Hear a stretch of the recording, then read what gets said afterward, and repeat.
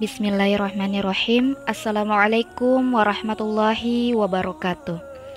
Alhamdulillahilladzi wakafa, wassalatu wassalamu ala rasulillah wal mustafa wala alihi wa sahbihi wa man tabi'ahum bi ihsan ila yaumiddin, amma ba'd. Sahabat Afifa Channel rahimakumullah, dimanapun sahabat berada, semoga senantiasa dalam lindungan Allah subhanahu wa ta'ala. Insya Allah pada kesempatan ini kembali kami akan membahas sebuah tema yang berjudul berduaan dengan Allah. Teman-teman sekalian, apa yang dilakukan Rasulullah Shallallahu Alaihi Wasallam ketika hatinya merasa gundah? Beliau menyendiri. Ya, beliau menjauh dari keramaian manusia menuju ke kesunyian.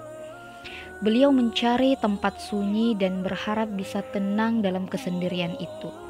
Sebab beliau jengah melihat tingkah orang-orang jahiliyah yang suka merugikan diri sendiri dan orang lain. Maka pergilah beliau ke Gua Hira. Di sanalah beliau berharap bisa menghabiskan hari bersama Zat yang Maha Pengasih lagi Maha Penyayang. Setelah mendapatkan wahyu, beliau habiskan siang hari untuk berlelah-lelah berdakwah. Dan sepertiga malam terakhir bangun untuk bermunajat kepada Allah Ta'ala. Demikian pula dengan para sahabat yang kemudian siang hari rela berjihad di jalan Allah, sepertiga malam terakhirnya pun digunakan untuk berdua-duaan dengan Allah Azza wa Jalla. Di siang hari mereka adalah para pejuang yang tangguh, dan di malam hari mereka menjadi seorang biksu.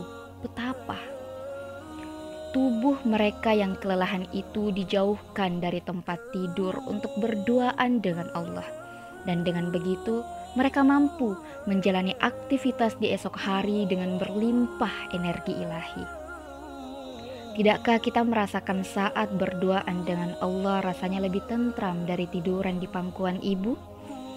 Allah yang menciptakan kita, maka dengan menyepi bersama Allah Ta'ala pula kita akan mendapatkan energi baru. Sucinya kita saat lahir ke dunia ini lama-kelamaan akan luntur sebab ambisi kepada dunia dan seringnya menghalalkan cara untuk memenuhi hawa nafsu. Kepada Allah kita kembali bersamanya, baru kita bisa nikmati kesejatian diri kita. Berdua-duaan dengan Allah itu menjadi saat-saat paling penting untuk kita kembali ke kesejatian diri kita yang suci.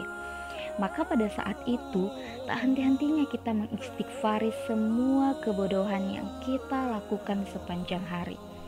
Sampai kita tak sadar air mata telah membasahi pipi, sampai-sampai tak ada lagi yang kita inginkan kecuali ampunan dari Allah Subhanahu wa Ta'ala. Astagfirullahaladzim. Pada siang hari bisa jadi kita merasa paling jagoan, merasa bisa menguasai dunia, merasa bisa mengumpulkan harta benda, merasa paling pandai sendiri, atau merasa si paling bisa ini dan itu. Padahal sejatinya kita tidak bisa apa-apa tanpa pertolongan Allah. Padahal nyatanya kita hanya butiran debu di alam semesta ini. Padahal kita pun tidak bisa menunda ataupun mempercepat ajal kita sendiri. Lalu mengapa kita masih bisa merasa serba bisa? Berduaan dengan Allah berarti kita menjadi nol lagi. Menjadi bukan siapa-siapa. Menjadi hamba yang seutuhnya. Maka berduaan dengan Allah, kita perbanyak sholat, perbanyak lisan beristighfar, perbanyak kepala bersujud, bertaubat dan bertasbih, memuji kebesarannya. Bukankah kita bukan siapa-siapa, sedangkan Dia yang maha segalanya. Cuma ke Allah kita bisa sejujur-jujurnya. Kita nggak perlu pura-pura kuat. Kalau mau nangis ya nangis aja. Mau mengadu karena dunia kita sedang kacau pun, Allah akan selalu ada setia mendengar curhatan kita. Dan yang jelas gak ada tuh yang namanya adu nasib. Tapi sayangnya terkadang kita malah gak pakai kesempatan untuk berdekatan atau berdua-duaan dengan Allah. Kita justru tenggelam dalam kesedihan kita sendiri. Yang lebih parahnya lagi, hancur tapi malah nekat bermaksiat. Oleh karena itu teman-teman, sebab dengan memperbanyak dan memperlama bersujud, kita akan merasa begitu dekat dengan Allah, sekaligus merasa tidak ada apa-apanya. Saat itulah kita semakin menyadari bahwa tidak ada lagi tempat bergantung dan berharap kecuali Allah. Kesadaran ini yang sekaligus di saat siang hari menjadi bekal kita, bahwa Allah Ta'ala selalu ada untuk kita setiap saat dan setiap waktu. Iman kita akan semakin tertancap kuat, jiwa kita tidak akan mudah goyah, pikiran kita pun akan terjaga kejernihannya. Bila belum begitu, bisa jadi kita perlu berlama-lama lagi berdoa dengan Allah Ta'ala.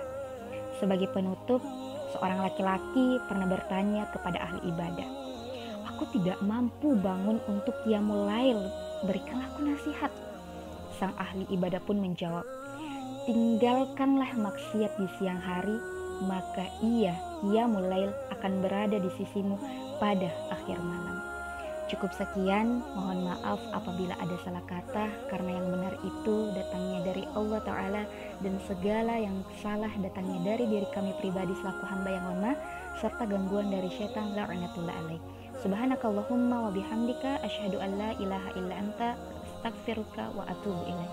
Assalamualaikum warahmatullahi wabarakatuh.